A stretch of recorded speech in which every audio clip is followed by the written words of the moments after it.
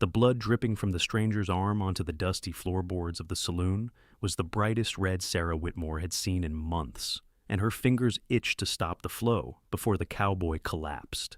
Sarah had been standing at the bar nursing a sarsaparilla when the doors swung open and 3 men stumbled inside, the middle one clutching his bicep where his shirt sleeve had been torn clean through. The fabric hung in tatters, revealing a gash that ran at least 4 inches long, deep enough that she could see the pale glint of muscle beneath.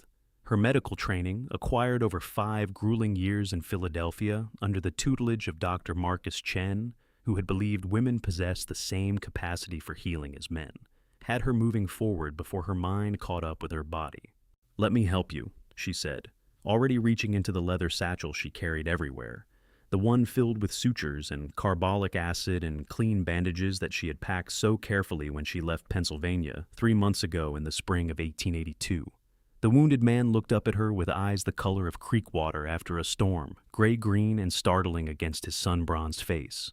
He was tall, probably 6 feet or more, with dark hair that curled slightly at the ends where it brushed his collar, and a jawline sharp enough to cut glass. But it was his expression that caught her attention, the way his brow furrowed not in pain, but in something that looked almost like curiosity. "You a doc?" he asked, his voice rough, like he had spent too many nights sleeping under stars and breathing in campfire smoke. "I am," Sarah said firmly, though the words still felt strange on her tongue, after so many people in Silver Creek, Arizona territory had made it clear what they thought of a woman claiming such a title. Before she could take another step, a meaty hand clamped down on her shoulder and yanked her backward. She stumbled, catching herself against a chair, as Horace Patterson, the town's self-appointed moral guardian and owner of the general store, inserted himself between her and the wounded cowboy. "Now, see here, Miss Whitmore," Horace said, his jowls quivering with indignation. "We have been more than patient with your peculiar notions, but I will not stand by and watch you practice your witchcraft on decent folk." "It is not witchcraft, Mr. Patterson," Sarah said, fighting to keep her voice level even as fury burned hot in her chest. "It is medicine, and that man needs treatment before he loses any more blood." "Doc Henderson is the only qualified physician in this town," Horace declared, crossing his arms over his substantial belly. "If this fellow needs doctoring, Henderson will provide it." Sarah wanted to scream. Doc Henderson was 73 years old, and his hands shook so badly from years of drinking whiskey to steady his nerves that he could barely hold a scalpel anymore. She had watched him botch a simple appendectomy 2 weeks ago, leaving a miner with an infection that nearly killed him, before Sarah had snuck into the man's boarding house room and cleaned the wound properly, packing it with honey and fresh dressings until the fever broke. The miner's friends had thanked her quietly, pressing coins into her palm that she had tried to refuse. But Doc Henderson had heard about it anyway, and he had gone to the town council to complain about the upstart woman who dared to question his methods. "Henderson is drunk by noon most days," Sarah said bluntly. "That man will be dead of blood loss before anyone can sober him up enough to thread a needle." The wounded cowboy made a sound that might have been a laugh. "She has got a point, Horace." "You stay out of this, Callahan," Horace snapped. "This does not concern you." "Seems to me it concerns me quite a bit, seeing as how it is my arm bleeding all over Jonas's floor," Callahan replied. He shifted his gaze to Sarah, and she saw the pain lurking beneath his attempted humor, the way his left hand gripped his right arm hard enough to leave white marks on his tanned skin. "What is your name, Doc?" "Sarah Whitmore," she said. "I studied medicine in Philadelphia under Dr. Chen. I have 5 years of training, and I have treated everything from bullet wounds to scarlet fever. I can help you, if you will let me." Callahan looked at her for a long moment, and Sarah had the strangest sensation that he was seeing past her words to something deeper, weighing and measuring her in a way that had nothing to do with her gender and everything to do with her competence. Then he nodded once, decisively. "All right then, Miss Whitmore," he said. "I would be obliged if you would stitch me up." The saloon erupted in protest. Horace sputtered and shouted, calling Callahan a fool and Sarah a dangerous charlatan. Several other men joined in, their voices rising in a cacophony of disapproval that made Sarah's teeth clench. But Callahan simply turned and walked toward the back of the saloon, where a few tables sat away from the main crowd, leaving a trail of blood drops on the floor like some macabre breadcrumb path. Sarah grabbed her satchel and followed, her heart pounding so hard she could feel it in her throat. Behind her, Horace was still yelling, threatening to bring the sheriff into this, to have her arrested for practicing medicine without a license. Never mind that no woman could get a license in Arizona territory, no matter how qualified she might be. The law simply did not allow for it. She caught up to Callahan just as he pulled out a chair and sat down heavily, his face going pale beneath his tan. His two companions hovered nearby, looking uncertain. One was a younger man, barely out of his teens, with sandy hair and a worried expression. The other was older, maybe in his 40s, with a weathered face and shrewd eyes that studied Sarah with open skepticism. "This is Jesse," Callahan said, gesturing to the young one, "and that is Frank. They ride with me." "What happened?" Sarah asked, already pulling supplies from her satchel. She had a bottle of carbolic acid for cleaning the wound, catgut sutures, a curved needle, scissors, and clean cotton bandages. She also had a small bottle of laudanum, though she hesitated to offer it. Many men in the West preferred to endure pain rather than dull their senses with opiates. "Disagreement with some cattle rustlers," Callahan said. "We came across them rebranding stock from the Triple J ranch. They took exception to us interfering." "I see." Sarah set her supplies on the table and then looked at his arm, still covered by the tattered remains of his shirt. "I need to remove your shirt so I can see the wound properly." Callahan nodded and started to shrug out of his vest, but the movement made him wince and fresh blood welled from the gash. Without thinking, Sarah stepped closer and helped him, her fingers quick and efficient, as she eased the vest off his shoulders and then started on the buttons of his shirt. She had done this dozens of times during her training, had undressed men and women alike in the urgent business of saving lives. But something about this moment felt different. Maybe it was the way Callahan watched her, his storm-colored eyes never leaving her face. Or maybe it was the awareness of all the hostile stares burning into her back from the other patrons of the saloon. She peeled the shirt away carefully, trying not to disturb the wound, and Callahan sucked in a sharp breath. "Sorry," she murmured. "Not your fault," he said through gritted teeth. With the shirt removed, Sarah could see the full extent of the damage. The gash was long, but relatively clean, made by a knife rather than a bullet, which was fortunate. Knife wounds were easier to stitch and less likely to result in infection if treated properly, but it was deep, cutting through skin and fat down into the muscle, and it would need at least 20 stitches to close properly. "I need to clean this first," Sarah said. "It is going to hurt." "I figured," Callahan said dryly. Sarah soaked a clean cloth in carbolic acid, the sharp antiseptic smell cutting through the saloon's usual miasma of tobacco smoke and spilled beer. Then she pressed the cloth firmly against the wound, cleaning away the blood and dirt. Callahan went rigid, every muscle in his torso tensing, but he did not cry out. He just breathed hard through his nose and kept his eyes fixed on her face. "You are doing well," Sarah said softly, the same words she had spoken to the countless patients, offering what comfort she could in the midst of pain. She worked quickly, thoroughly cleaning the entire area until she was satisfied that no contamination remained. Then she threaded her needle, the familiar ritual steadying her nerves. "This will hurt even more," she warned. "I have laudanum if you want it." Callahan shook his head. "Need to keep my wits about me. Those rustlers might come looking." Sarah nodded and positioned the needle at the edge of the wound. She had always had steady hands, a gift that had served her well in surgery, and she was grateful for it now, as she made the first stitch. The needle pierced skin, drawing the edges of the wound together, and Callahan's jaw clenched hard enough that she could see the muscle jump beneath his skin, but he did not pull away. She worked in silence, each stitch precise and even, closing the wound with the kind of careful attention to detail that Dr. Chen had drilled into her during those long years in Philadelphia. The saloon noise seemed to fade into the background, the angry mutterings and shocked whispers, becoming nothing more than a dull buzz that she could ignore. Her entire world narrowed to the wound, the needle, the thread, and the man sitting motionless beneath her hands. Halfway through, Frank stepped closer. "Where did you learn to do that?" he asked, his earlier skepticism replaced by grudging curiosity. "Philadelphia," Sarah said without looking up.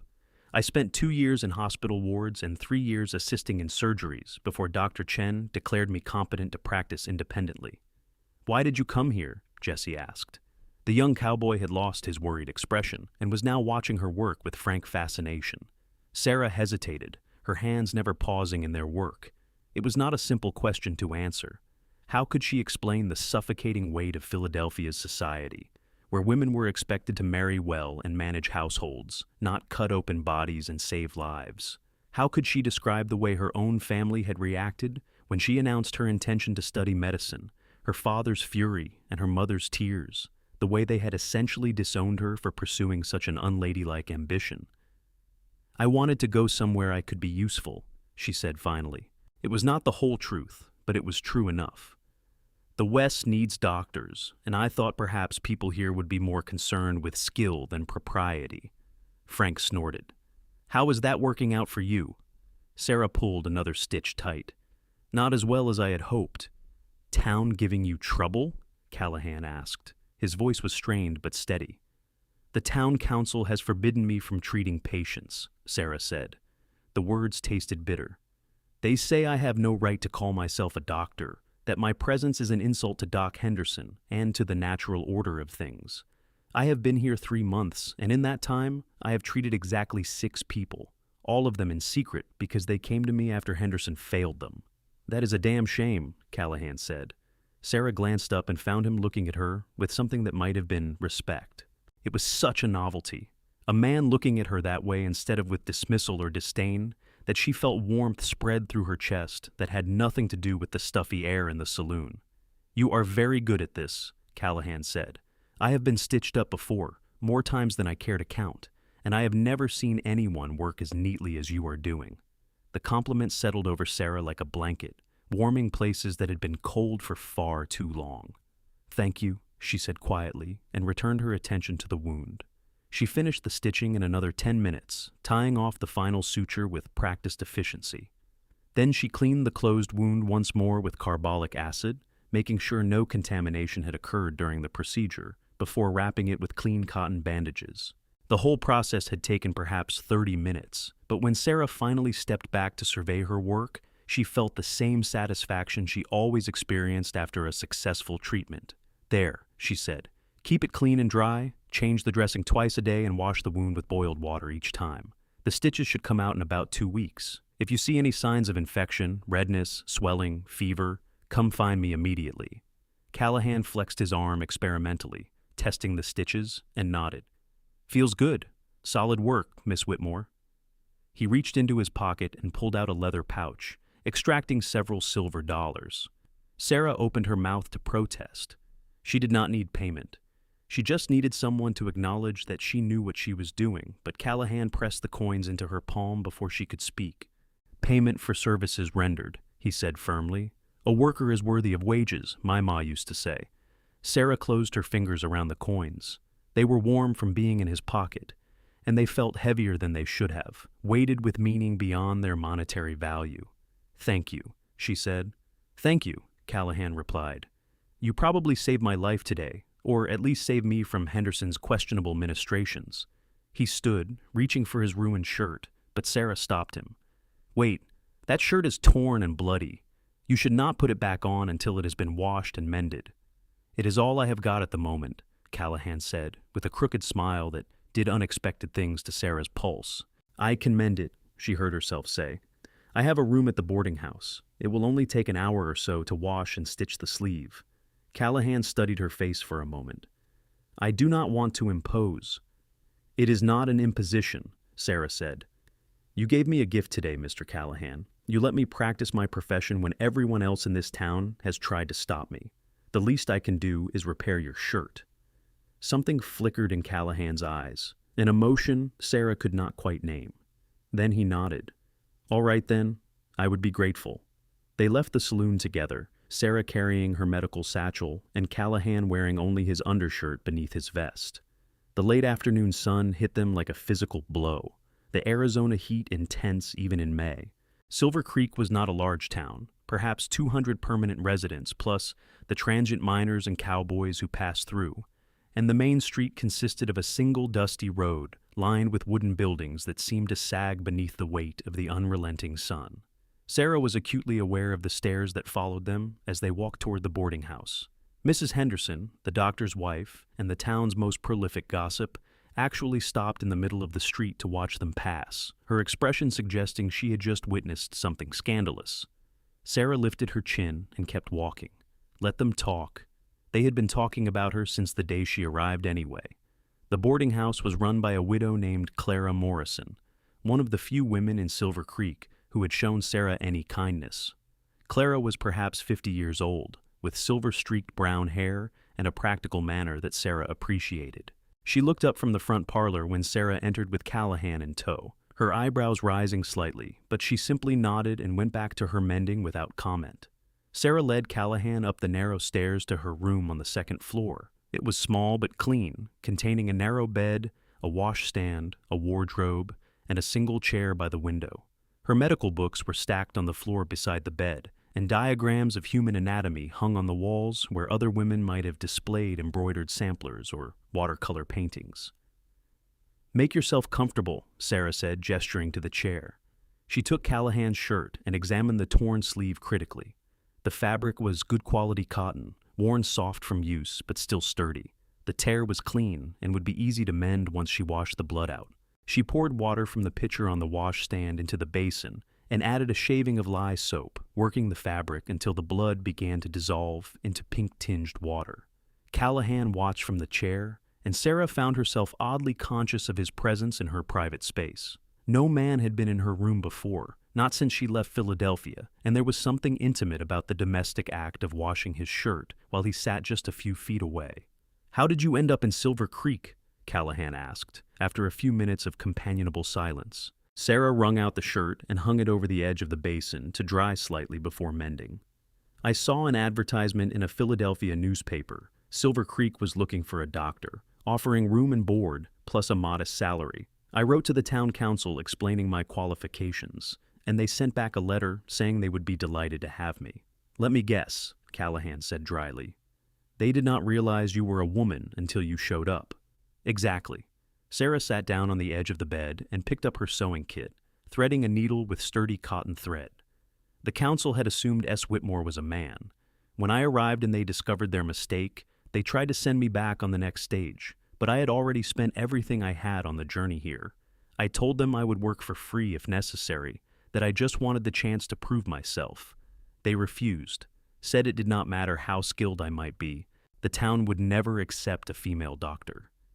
"That must have been hard," Callahan said, and there was genuine sympathy in his voice. Sarah shrugged, focusing on the shirt in her hands.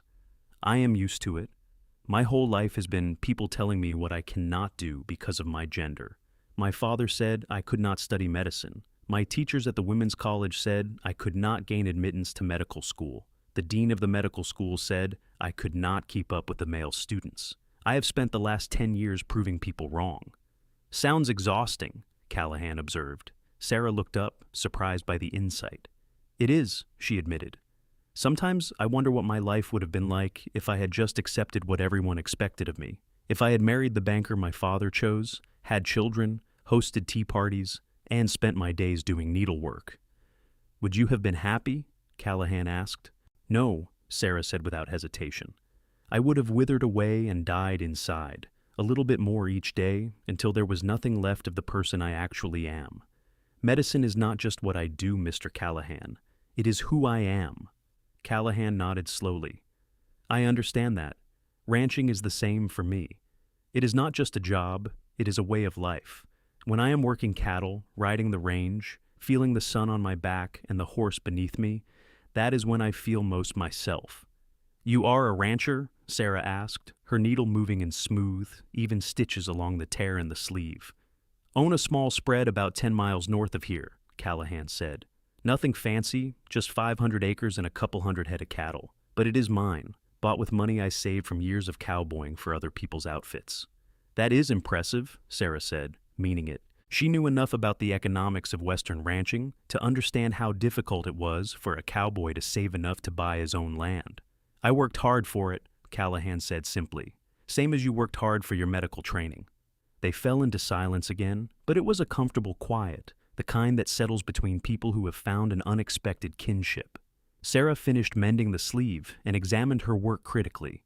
The stitches were small and even, nearly invisible against the fabric. It was good work, though nowhere near as satisfying as the stitches she had placed in Callahan's arm. "It is still damp, but the tear is mended," she said, holding up the shirt. If you wait another 15 minutes, it should be dry enough to wear. I am in no hurry, Callahan said. He leaned back in the chair, looking more relaxed than he had in the saloon, despite the injury to his arm. Can I ask you something, Miss Whitmore? Of course. Why do you stay? If the town does not want you here, if they have forbidden you from practicing, why not go somewhere else? There must be other towns out west that need doctors. Sarah set the shirt aside and folded her hands in her lap. It was a fair question, one she had asked herself more than once during the long, lonely months since her arrival in Silver Creek. Pride mostly, she said honestly. I do not want to let them win. If I leave now, it proves what they have been saying, that women are too weak or too emotional to be doctors, that we give up at the first sign of hardship. I want to stay and make them see that I am just as capable as any man. That is admirable, Callahan said. Stubborn, but admirable. Sarah laughed, surprised by the sound. She had not laughed much lately. My father always said stubbornness was my defining characteristic. Seems to me stubbornness is a pretty useful trait out here, Callahan said. The West does not have much use for people who give up easy. No, I suppose it does not. Sarah stood and checked the shirt again. It was dry enough now, the fabric slightly stiff from the soap and water, but wearable. She handed it to Callahan, who took it with a nod of thanks and shrugged it on, wincing only slightly when the movement pulled at his stitched arm. Thank you, he said, buttoning the shirt with one hand while keeping his injured arm relatively still. For everything, the doctoring and the mending both. You are welcome, Sarah said. Remember what I told you about keeping the wound clean. I will. Callahan stood, settling his vest back into place, and Sarah was struck again by how tall he was, how he seemed to fill the small room with his presence. Miss Whitmore, would you mind if I came back to town in a few days, to have you check on the stitches, make sure everything is healing properly? Sarah felt a flutter of something in her chest that might have been anticipation. That would be wise, she said, keeping her voice professionally neutral. Head off any potential infection before it becomes serious. Good. Callahan smiled, and it transformed his entire face, softening the hard lines and making him look younger. Then I will see you in a few days. He left, his boots heavy on the stairs, and Sarah sat back down on her bed, staring at the silver dollars he had given her. They gleamed in the fading light from the window, tangible proof that someone in this town valued her skills. It was such a small thing, really, but it felt monumental. The next 3 days passed slowly. Sarah spent her time reading medical journals, taking long walks around the outskirts of town where she could escape the judgmental stares, and helping Clara with chores around the boarding house. Clara, who had warmed to Sarah over the past months, seemed to sense that something had shifted, that Sarah's mood was lighter than it had been. But she was too tactful to pry. On the 4th day after stitching Callahan's arm, Sarah was sitting in the parlor reading a book on surgical techniques when Clara came in from the front porch, a knowing smile on her face. You have a visitor, Clara said. That cowboy from the other day, the handsome one. Sarah's heart jumped into her throat. She set down her book with hands that were not quite steady and smoothed her skirts, acutely aware that she was wearing an old work dress and her hair was coming loose from its pins. Then she scolded herself for caring what she looked like. Callahan was a patient, nothing more. His opinion of her appearance was irrelevant, but when she stepped out onto the porch and saw him standing there, hat in hand, and the afternoon sun turning his dark hair bronze, she had to admit that her reaction was not entirely professional. Mr. Callahan, she said, how is your arm? Feels good, he said. No pain, no sign of infection, but I figured I should have you take a look, just to be sure. Of course, come inside. She led him back up to her room, ignoring Clara's amused expression, and had him sit in the chair again while she carefully unwrapped his bandage. The wound was healing beautifully, the edges knitting together with minimal scarring, no redness or swelling to indicate infection. The stitches were holding perfectly. This looks excellent, Sarah said, unable to keep the satisfaction from her voice. You have been taking care of it properly. I followed your instructions, Callahan said. Boiled water twice a day, kept it wrapped, did not do any heavy lifting. I am impressed, Sarah said, rewrapping the bandage with fresh cotton. Most patients are not so diligent. Most patients do not have such a compelling doctor, Callahan said. Sarah's hands stilled on the bandage. She looked up and found Callahan watching her with an expression that made her breath catch. It was not just respect or gratitude in his eyes now. It was something warmer, something that sent heat curling through her stomach. "Mr. Callahan," she said carefully. "My name is Thomas," he said. "Tom, and I was wondering, Miss Whitmore, if I might call on you. Properly, I mean. Not as a patient, but as a man who would like to know you better." Sarah's mind went blank. No one had expressed romantic interest in her in years, not since she had started medical school, and made it clear that her career came before courtship. And certainly no one had ever looked at her the way Tom was looking at her now, like she was something precious and fascinating in equal measure. "I do not think that would be wise," she heard herself say, even as every fiber of her being screamed that she was an idiot. "I am trying to establish myself professionally in this town. Any hint of impropriety could make things even more difficult." Tom's face fell slightly, but he nodded. "I understand. I did not mean to make you uncomfortable." "You did not," Sarah said quickly. Too quickly. She could feel a blush heating her cheeks. "I am flattered, truly. It is just that my situation here is already so precarious. I cannot afford to give people more reasons to dismiss me." "What if we were discreet?" Tom asked. "I could come to town every few days, ostensibly to have you check my arm. We could talk, get to know each other. No one would need to know it was anything more than a doctor tending her patient." Sarah knew she should refuse. She should send Tom away and focus solely on her goal of winning the town's acceptance as a physician.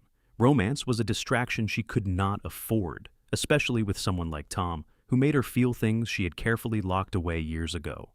But when she opened her mouth to decline, what came out instead was, "All right." Tom's face lit up with a smile that made Sarah's knees go weak. "Yeah?" "Yes," Sarah said, giving in to the reckless impulse that had brought her west in the first place. "But we must be careful. If the town council finds out, they could run me out of Silver Creek entirely." "I will be careful," Tom promised. "You will not regret this, Sarah." The sound of her name on his lips did something to her insides that had nothing to do with medicine and everything to do with being a woman who had been lonely for far too long. Tom came back to town 3 days later, and then again 4 days after that, and then every few days after that, throughout the warm May weeks and into the scorching heat of June. Each visit ostensibly was for Sarah to check his healing arm, but the wound closed completely after 2 weeks, and Sarah removed the stitches with reluctant fingers, knowing that Tom had no medical reason to keep visiting after this. But he kept coming anyway, and Sarah stopped pretending to herself that it was anything other than what it was. They talked for hours in her small room, the door left carefully open to preserve propriety, even as they shared secrets and stories that felt more intimate than any closed door could make them. Sarah told Tom about her childhood in Philadelphia, the youngest of 4 daughters in a family that valued conformity and social standing above all else. She told him about the first time she had seen a surgery, watching through a window at the hospital where her uncle worked as an administrator, and how she had been transfixed by the way the surgeon's hands moved with such confidence and purpose. She told him about Dr. Chen, the only physician who had been willing to train her, who had fought the hospital board and the medical establishment to give her a chance. Tom told her about growing up on a ranch in Texas, the middle son of 5 boys, and how he had always felt stifled by his family's expectations that he would just stay and work the family land forever. He told her about leaving home at 18 with nothing but a horse and a saddle, working cattle drives and saving every penny until he had enough to buy his own place. He told her about the loneliness of ranching alone, the long nights with nothing but stars and coyotes for company, and how he had started to wonder if he would spend his whole life that way. "Until I met you," he said one afternoon in late June, the heat so intense that even sitting still made them sweat. "First time I saw you in that saloon, trying to help me even when everyone else was telling you to back off, I thought, there is a woman who knows her own mind, a woman with backbone." "I have been called many things," Sarah said, a smile playing at her lips, "but I do not think anyone has ever complimented my backbone before." "It is a hell of a backbone," Tom said, and the admiration in his voice made Sarah feel more beautiful than any compliment about her face or figure ever could have. They were falling in love, Sarah realized with a mixture of terror and exhilaration. It was reckless and foolish and completely against every plan she had made for her life. She had always assumed that if she married, it would be late in life, to some fellow physician who understood her dedication to medicine and would not expect her to give it up. But Tom was not a physician, and he did not pretend to understand the intricacies of her work. What he did understand was ambition, the burning need to prove yourself against a world that told you that you were not good enough. And he respected her in a way that felt more valuable than understanding. The town noticed Tom's frequent visits, of course. Mrs. Henderson made pointed comments about propriety whenever she saw Sarah on the street. Horace Patterson actually confronted Sarah outside the general store one sweltering afternoon, demanding to know what business a respectable cowboy like Callahan had with a woman of her questionable character. "He is a patient," Sarah said coldly. "I am monitoring his recovery from a significant injury." "That injury healed weeks ago," Horace said. "Everyone knows it. Whatever is happening between you two, it is not medical." Sarah felt her temper, usually kept on such a tight leash, start to fray. "What is happening between us, Mr. Patterson, is none of your concern, or anyone else's in this town. You have made it abundantly clear that you do not want me practicing medicine, so I would think you would be pleased that I am spending time on non-medical pursuits." "Do not get smart with me, girl," Horace snapped. "Your reputation was bad enough already. Carrying on with Callahan is just going to make things worse." "Then I suppose things will get worse," Sarah said, and pushed past him into the store, her hands shaking with anger and something that might have been fear. That evening, when Tom came to town, Sarah told him what had happened. They were sitting on the porch of the boarding house, taking advantage of a rare evening breeze, and Clara had tactfully gone inside to give them privacy. "Maybe we should stop," Sarah said, though the words felt like ground glass in her throat. "If people are talking, if it is damaging my reputation further, maybe it is not worth it." Tom was quiet for a long moment. Then he reached over and took her hand, his calloused palm warm and rough against hers. It was the first time they had touched since that day in the saloon, and Sarah felt the contact all the way to her toes. "Is it worth it to you?" Tom asked. "Because it is worth it to me. I have not felt this way about anyone, Sarah. Hell, I did not know I could feel this way. You are the most remarkable woman I have ever met, and if the people in this town are too stupid to see that, then that is their loss." Sarah looked at their joined hands, his so much larger than hers, and felt something crack open in her chest. "I am falling in love with you," she said quietly. "I did not mean to. I know it is not practical or sensible, but I cannot seem to help it." Tom's fingers tightened on hers. "I am already in love with you," he said. "Have been for weeks now. I was just waiting for you to catch up." Sarah laughed, a sound that was half sob, and then Tom was standing and pulling her to her feet, and his arms were around her, and she was kissing him like a woman who had been starving and finally found sustenance. He kissed her back with a fervor that made her head spin, one hand tangling in her hair and the other pressing against the small of her back, holding her against him like he was afraid she might disappear. When they finally broke apart, both breathing hard, Sarah felt rearranged, like all the careful plans and rigid self-control she had built her life around had been scattered to the wind. "Marry me," Tom said. Sarah blinked. "What?" "Marry me," Tom repeated. "I know it is fast. I know we have only known each other for 2 months, but I am 30 years old, Sarah, and I have never felt about anyone the way I feel about you. I do not want to waste time courting you properly for a year, when I already know I want to spend the rest of my life with you." "Tom," Sarah said, her mind racing. Marriage. It was something she had mostly written off as incompatible with her medical career. But Tom was not asking her to give up medicine. He had never even suggested that she should stop practicing. "I cannot leave my work. Even if the town does not appreciate it, even if I am only treating people in secret, it is too important to me." "I am not asking you to leave it," Tom said.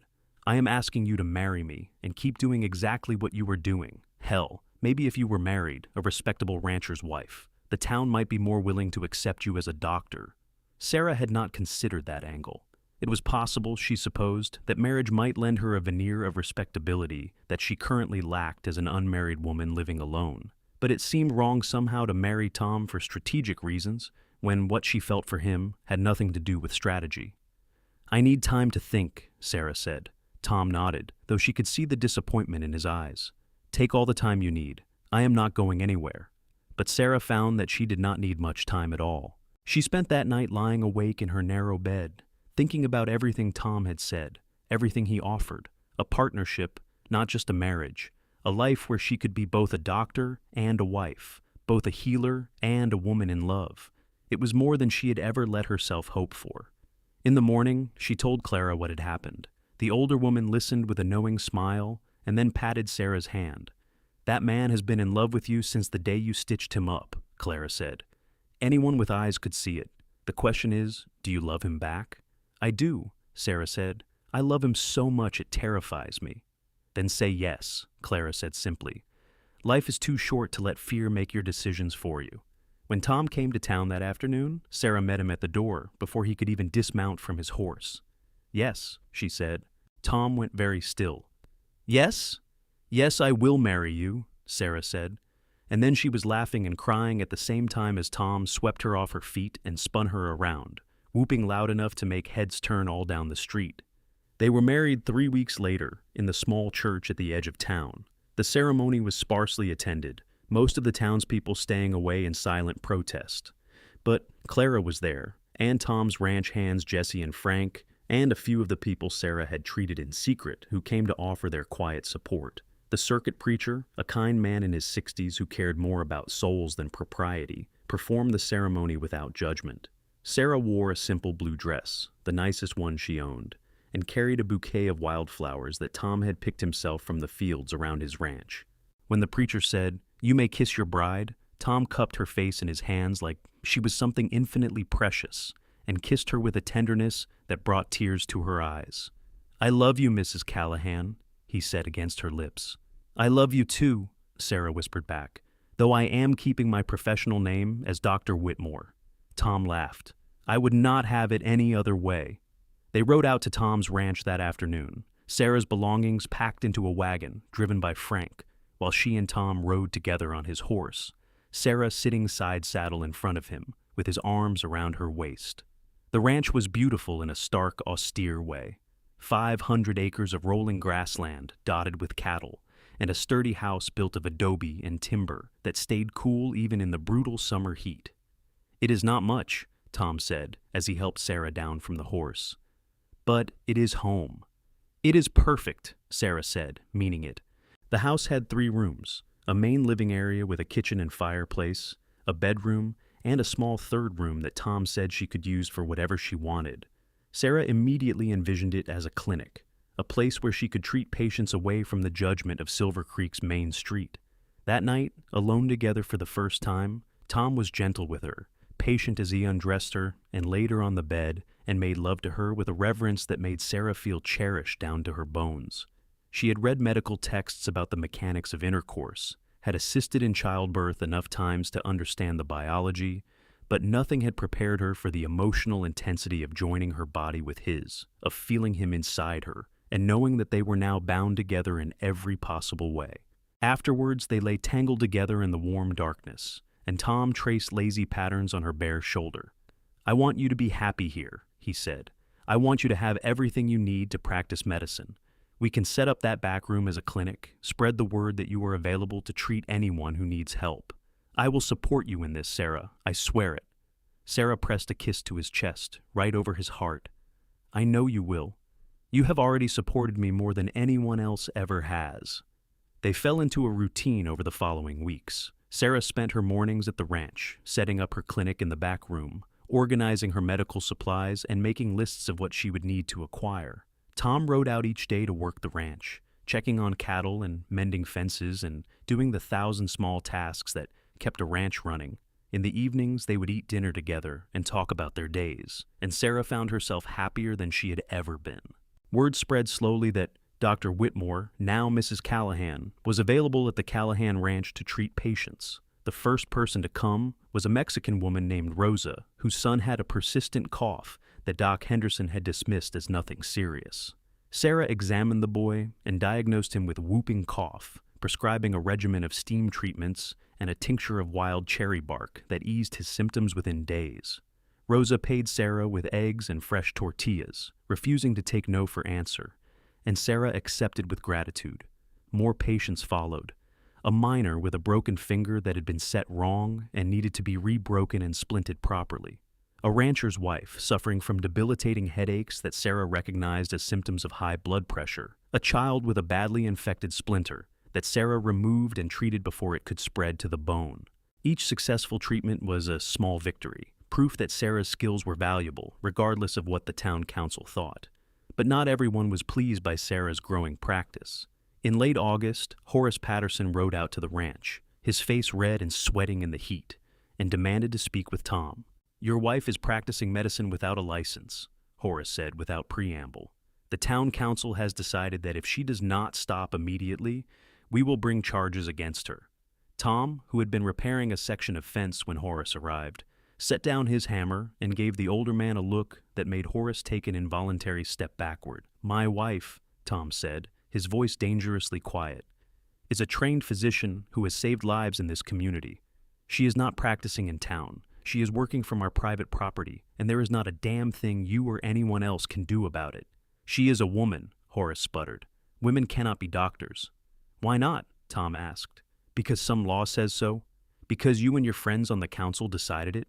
My wife has more medical knowledge in her little finger than Doc Henderson has in his whole drink-addled body, and everyone knows it. The only reason you want to stop her is because she makes you uncomfortable, because she does not fit into your narrow view of what women should be." "Now see here," Horace began. "No, you see here," Tom interrupted. "Sarah is my wife, and this is my land. Anyone who has a problem with her practicing medicine can take it up with me, and I promise you, Horace, you do not want to take it up with me."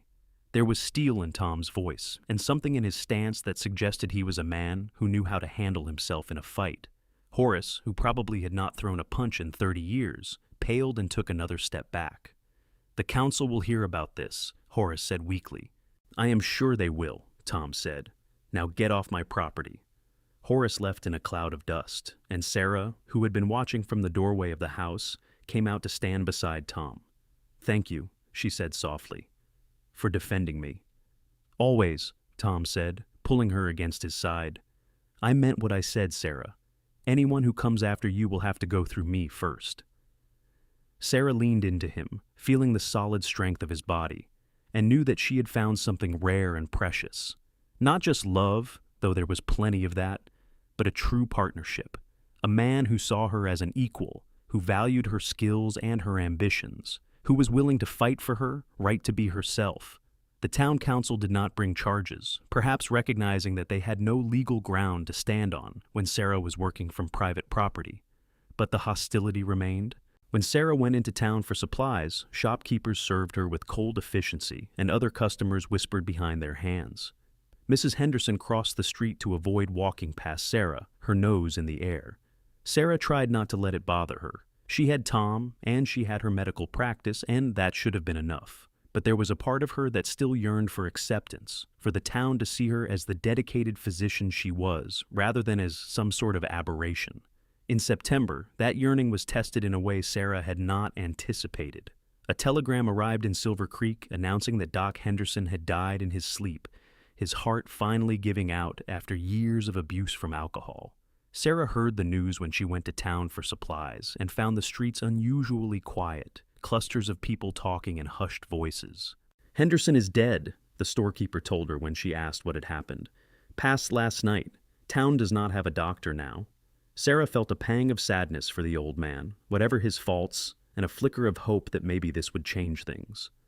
"I am a doctor," she said quietly. "I am here, and I am qualified." The storekeeper looked uncomfortable. "That is not my decision to make, Mrs. Callahan. You would have to talk to the town council." Sarah went home and discussed it with Tom that evening. "I should go to the council," she said. "With Henderson gone, they need someone. This might be my chance to finally gain acceptance." Tom looked skeptical. "That council has not been friendly to you, Sarah.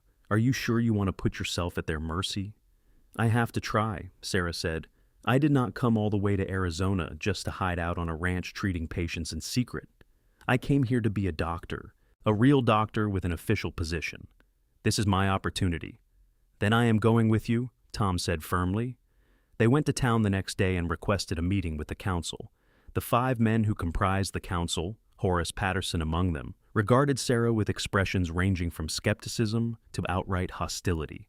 "Gentlemen," Sarah said, standing in front of their table in the town hall, with Tom a solid presence at her side, "Silver Creek needs a doctor, I am a qualified physician with years of training and experience. I am already here, already established in the community. I am asking you to officially appoint me as the town doctor." "That is out of the question," Horace said immediately. "We cannot have a woman in such a position." "Why not?" Sarah asked, echoing the question Tom had posed to Horace weeks earlier. "What specifically about my gender makes me unqualified?" "Women are too emotional," one of the other council members said, "too delicate for the rigors of medical practice." "I have performed amputations," Sarah said flatly. "I have delivered breech babies and treated gunshot wounds and held dying patients through their last moments. Does that sound delicate to you?" "It is not proper," another council member insisted. "Medicine requires examining patients, sometimes in a state of undress. It would be inappropriate for a woman to do such things." "Male doctors examine female patients all the time," Sarah pointed out. "I fail to see how the reverse is any more inappropriate. If anything, many women would prefer to be examined by a female physician." The council members exchanged uncomfortable glances.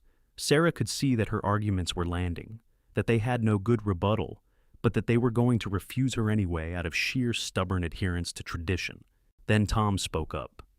"My wife has been practicing medicine from our ranch for the past 3 months," he said. "In that time, she has successfully treated more than 30 patients. Not one of them has suffered complications from her care. Several of them, including Rosa Martinez's son and Bill Crawford's wife, would probably be dead if not for her intervention. You all know this is true.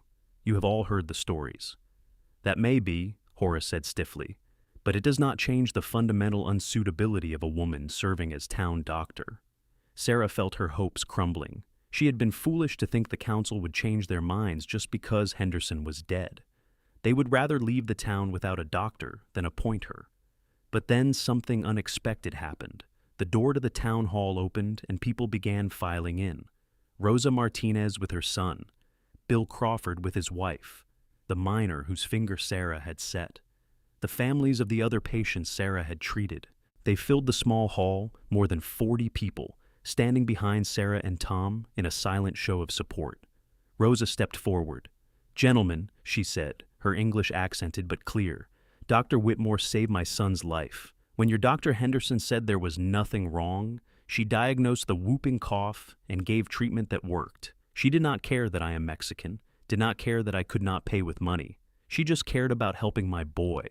That is what a doctor should be." Bill Crawford spoke next. "My wife, Elizabeth, had been suffering from headaches for 2 years. Henderson gave her laudanum and told her it was her nerves. Dr. Whitmore figured out it was her blood pressure and put her on a treatment that actually fixed the problem. Elizabeth is healthier now than she has been in years, all thanks to Dr. Whitmore." One by one, the people Sarah had treated spoke up, telling their stories, offering testimonials to her skill and compassion. The council members listened with increasingly uncomfortable expressions, and Sarah felt tears pricking at her eyes. She had not known these people were paying attention, had not realized that her quiet work was building this kind of support. When the last person had spoken, Horace cleared his throat. "This is all very touching," he said, "but it does not change the facts. Mrs. Callahan is not licensed to practice medicine in Arizona Territory." "Neither was Henderson," Tom said bluntly. "He got his medical degree from some mail-order school back east and never bothered with proper licensing.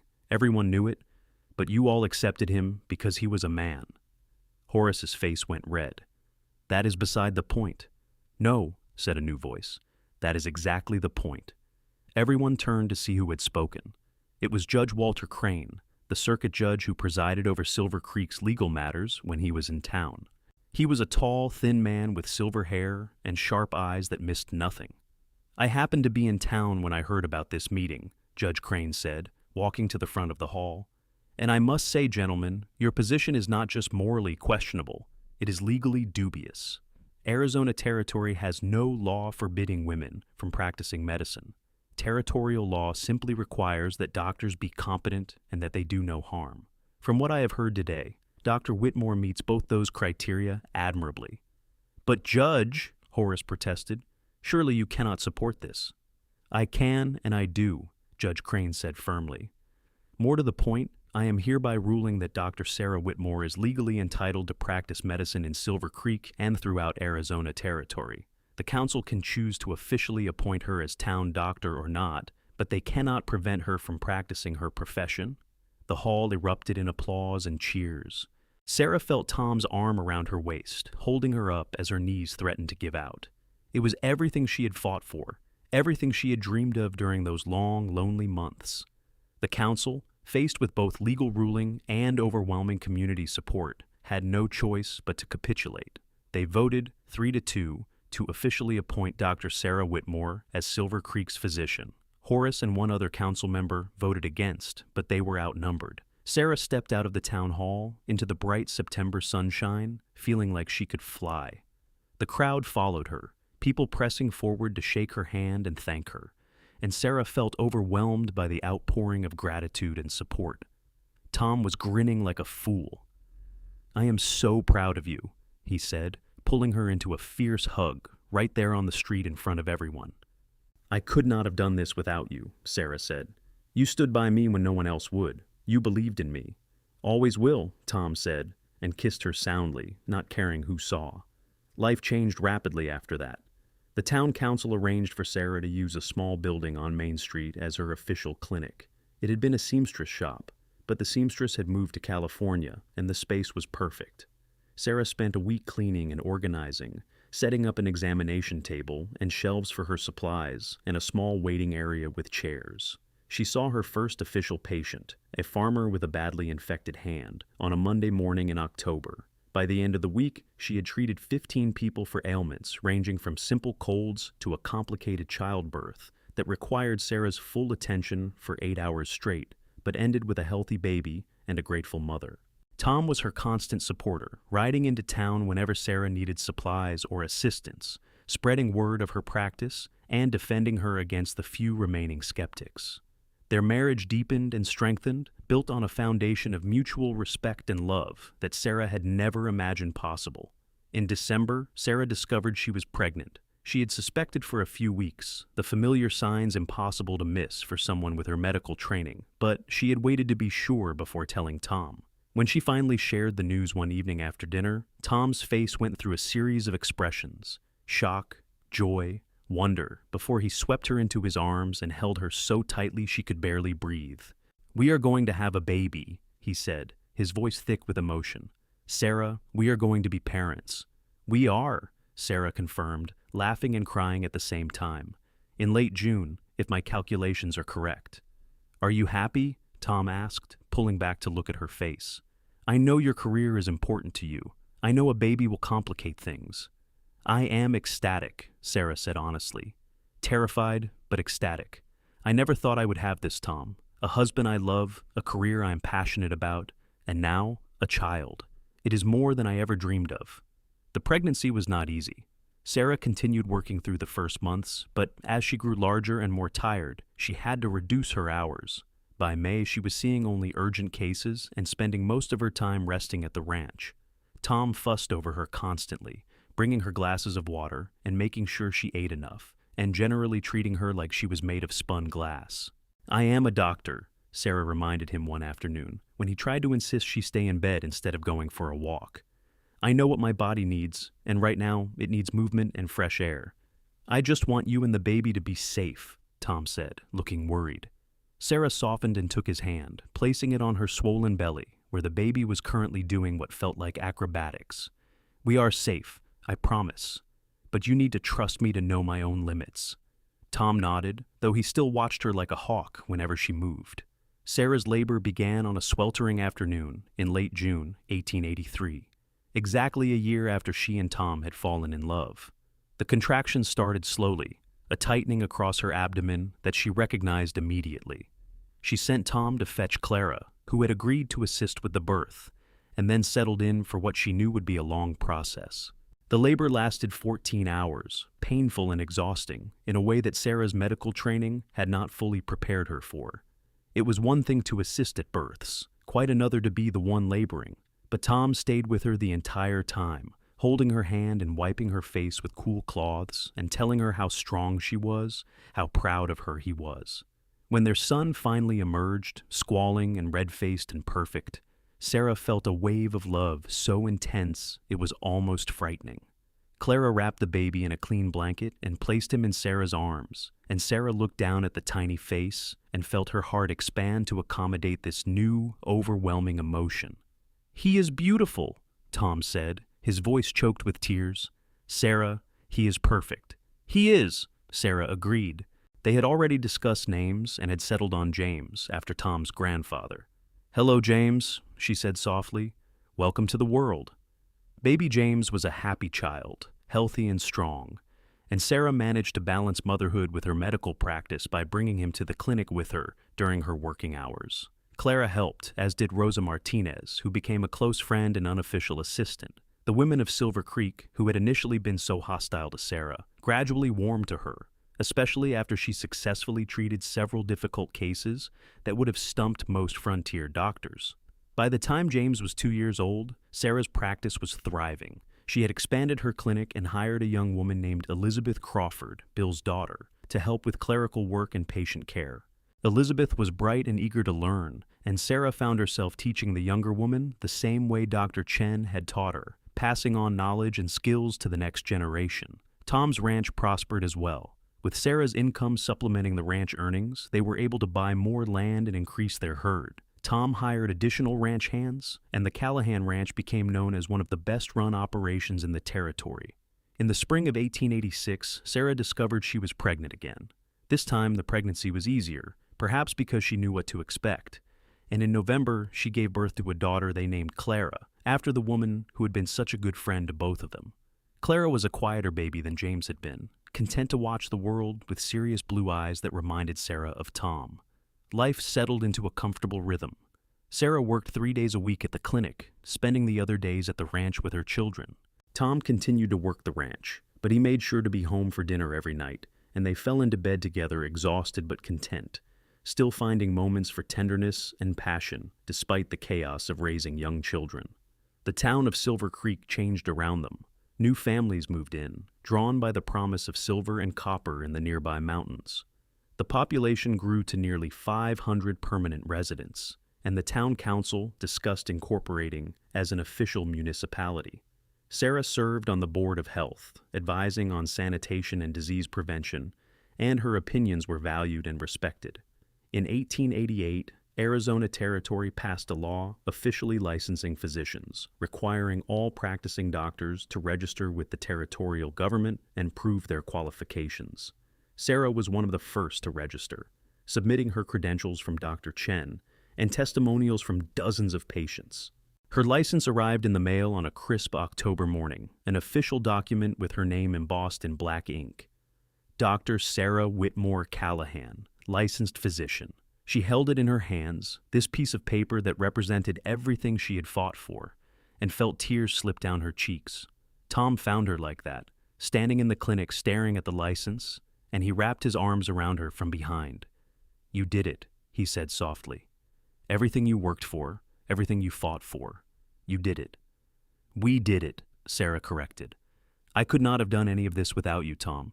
You gave me the space and support to become the doctor I was meant to be." "You were always that doctor," Tom said. "I just made sure everyone else could see it too."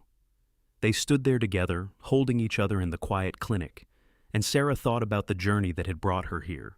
From Philadelphia to Silver Creek, from a rejected outsider to a respected physician, from a lonely woman who had given up on love to a wife and mother who had found more happiness than she ever imagined possible.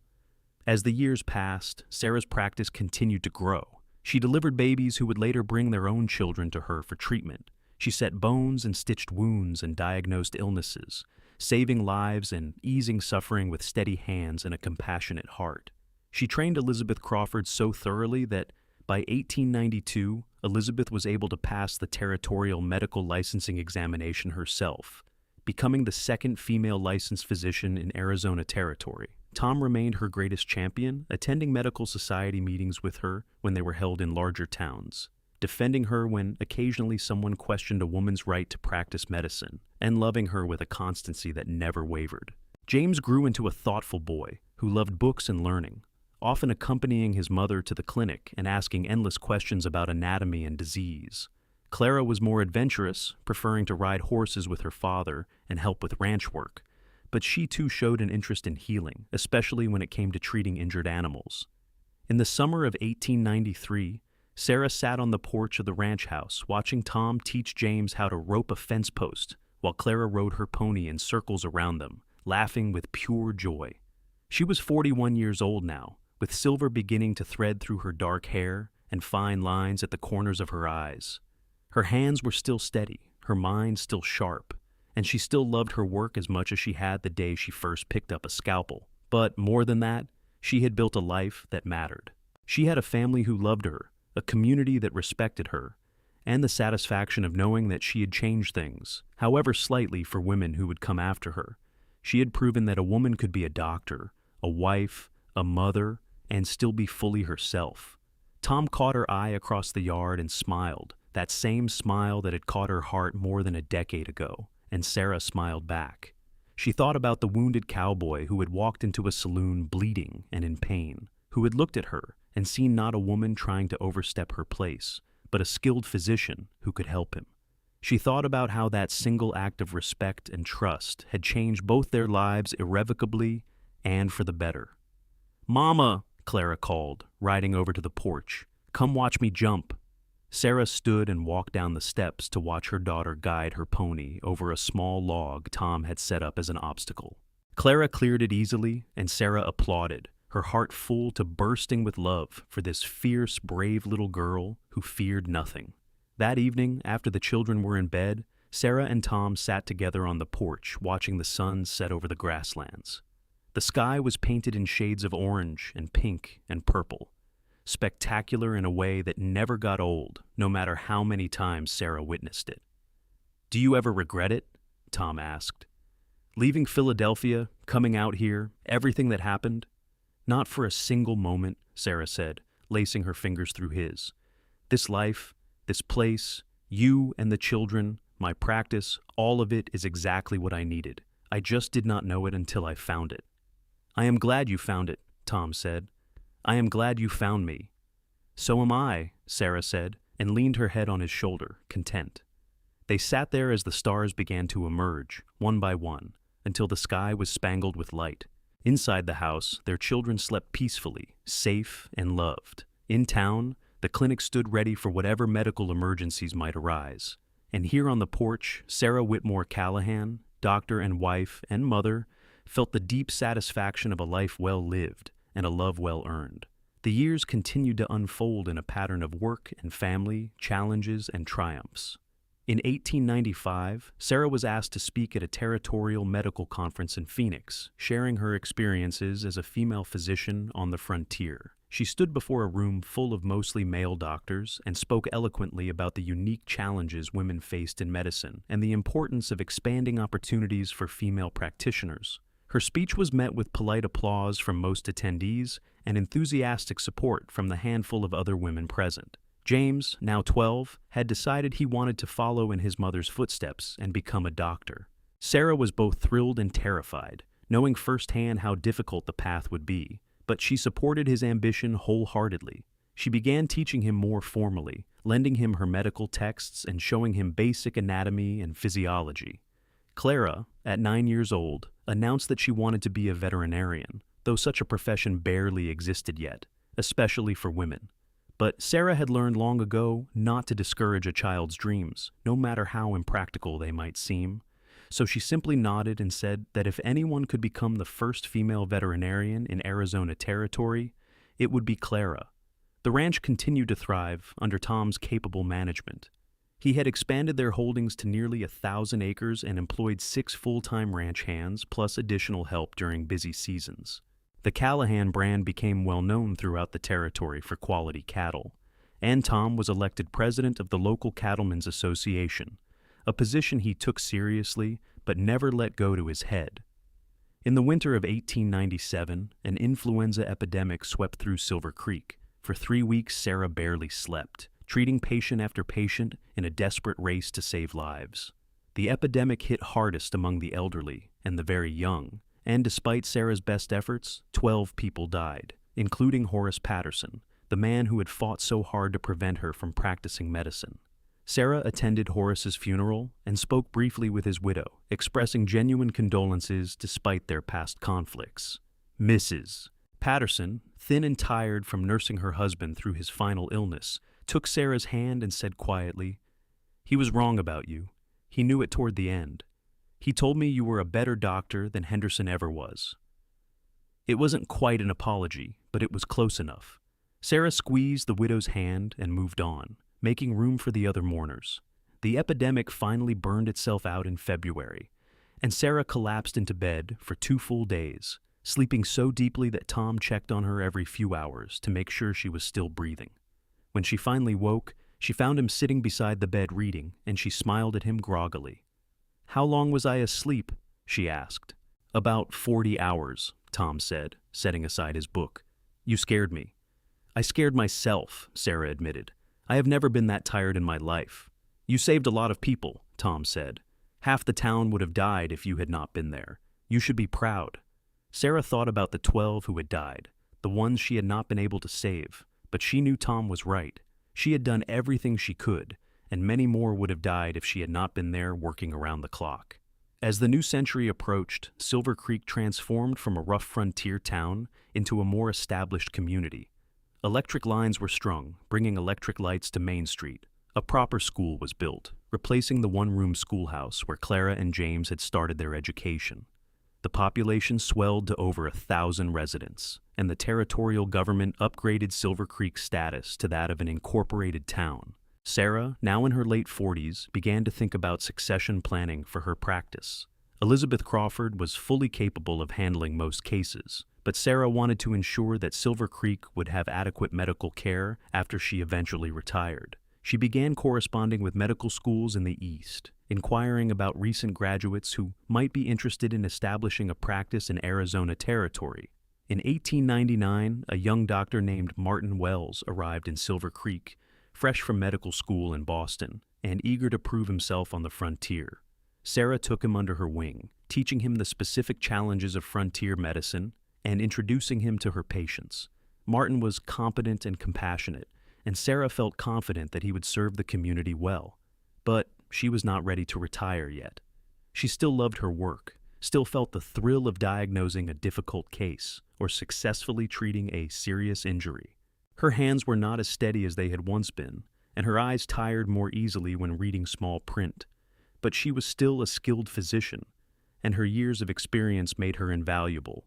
In the summer of 1900, as the new century began in earnest, the Callahan family gathered to celebrate James graduating from high school. He had been accepted to medical school in Philadelphia, the same city where Sarah had trained and would be leaving in the fall. Sarah felt a bittersweet mix of pride and sorrow as she looked at her son, now 18, and on the verge of his own great adventure.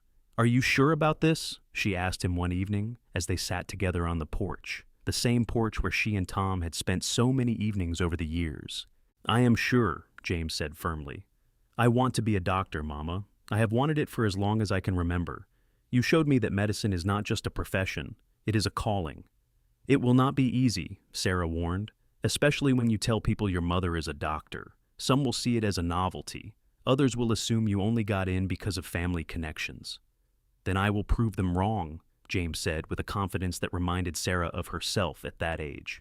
"Just like you did." Sarah hugged her son tightly, blinking back tears. "I am so proud of you." Clara, now 14, and growing into a striking young woman with her father's dark hair and her mother's determined chin, had no intention of leaving Silver Creek.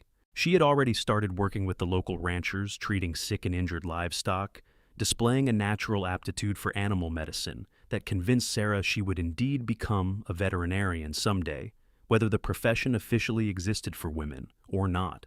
Tom, now 51, had finally started to slow down slightly, delegating more of the daily ranch work to his foreman, while he focused on breeding and business management. He had gotten involved in territorial politics, using his influence to advocate for better roads and schools in rural areas.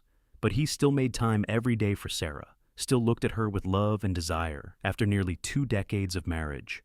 "Can you believe we have been married 18 years?" Sarah asked him one night as they lay in bed together, their bodies intertwined in comfortable familiarity. "Best 18 years of my life," Tom said, pressing a kiss to her forehead. Though I have to say, you are even more beautiful now than you were the day I married you." "Liar," Sarah said, but she smiled. "I am old and gray." "You are distinguished and wise," Tom corrected, "and you are still the most remarkable woman I have ever known." Sarah tilted her face up and kissed him, a slow, deep kiss that still had the power to ignite desire between them.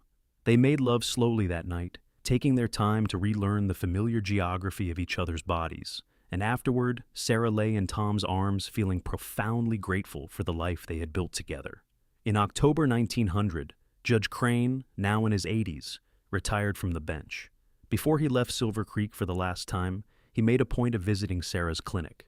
"I wanted to tell you," he said, sitting in her office and accepting a cup of tea, "that of all the cases I handled in my years as a judge, the one I am most proud of is the day I ruled in your favor. You have done more good for this community than 100 judgments I could have handed down." "Thank you, Judge," Sarah said, touched by his words. "I have never forgotten what you did for me that day. You changed my life." "You changed your own life," Judge Crane said.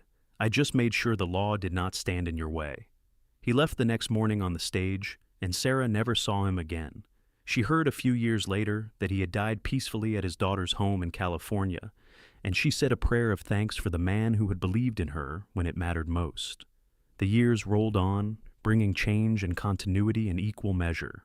James completed medical school and returned to Arizona Territory to practice, though he settled in Phoenix rather than Silver Creek, wanting to establish himself independently of his mother's shadow.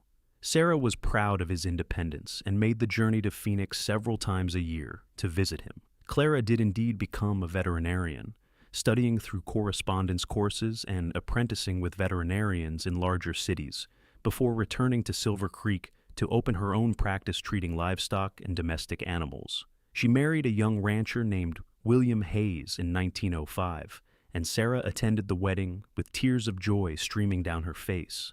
Tom and Sarah became grandparents in 1906 when James and his wife Ruth had a daughter they named Sarah. Then again in 1907 when Clara had twin boys, Thomas and Samuel. Sarah found grandparenthood to be a different kind of joy than motherhood, all of the love with slightly less of the constant worry. In 1910, Arizona Territory was well on its way to statehood. Sarah, now 58, finally retired from active practice, turning her clinic over to Martin Wells and a younger female physician named Dr. Rebecca Johnson, who had come to Silver Creek specifically because she had heard about Sarah's pioneering work. Sarah stayed on as a consultant, advising on difficult cases and mentoring young doctors, but she no longer kept regular clinic hours. She spent more time at the ranch, helping Tom manage the business side of the operation and enjoying the freedom to read and study without the pressure of patient care. She started writing a memoir about her experiences as a female physician on the frontier, hoping to inspire other women to pursue medicine. Tom, now 61, finally admitted that he was ready to start transitioning the ranch to the next generation. Clara's husband, William, had proven himself to be an excellent rancher, and Tom began teaching him the intricacies of the business, preparing him to eventually take over. In the spring of 1912, Arizona achieved statehood, becoming the 48th state in the Union. Silver Creek celebrated with a parade and festivities, and Sarah stood on Main Street watching the parade pass by, marveling at how much had changed since she first arrived 30 years earlier. The dusty frontier town had become a thriving small city with paved streets and modern amenities, and she had been part of that transformation. That evening, Tom found her sitting on the porch, the same spot where they had spent so many evenings over the decades, and he sat down beside her with a groan. "Getting old," he said ruefully, rubbing his knee. "We both are," Sarah said, "but I would not change a thing." "Neither would I," Tom said. He took her hand, his calloused palm still familiar and dear after all these years. "You know what I was thinking about today?" "What?" "That day in the saloon when I met you. How I had no idea that letting you stitch up my arm would change my entire life." Sarah smiled. "I had no idea either. I was just trying to do my job." "You did a lot more than that," Tom said. "You showed me what it meant to truly respect a woman, to see her as an equal partner in every sense. You changed me, Sarah." "You changed me too," Sarah said softly. "You gave me the space to be fully myself, to pursue my calling without having to sacrifice love and family. Not many men would have done that." "Then not many men are as lucky as I am," Tom said. They sat together as the sun set, painting the sky in familiar shades of orange and pink, and Sarah thought about the extraordinary life she had lived. She had faced opposition and overcome it. She had broken barriers and opened doors for women who came after her. She had saved lives and eased suffering. She had raised children and loved a good man. She had been a doctor, a wife, a mother, and through it all, she had remained true to herself. As the stars began to emerge, Sarah leaned against Tom's shoulder and whispered, "Thank you." "For what?" Tom asked. "For seeing me," Sarah said. "For respecting me, for loving me, for everything." Tom pressed a kiss to the top of her head. "Always," he said. "Always and forever." They remained on the porch until the sky was fully dark and the night air grew cool. Two people who had found each other against all odds and built a life that neither could have imagined alone. Behind them, the house they had made a home was quiet and peaceful. Around them, the land they had worked and loved stretched out under the vast Arizona sky. And ahead of them, whatever years remained would be faced together, as they had faced everything else, with love and respect and an unshakable partnership that had endured every challenge. In the years that followed, Tom and Sarah settled into a peaceful retirement.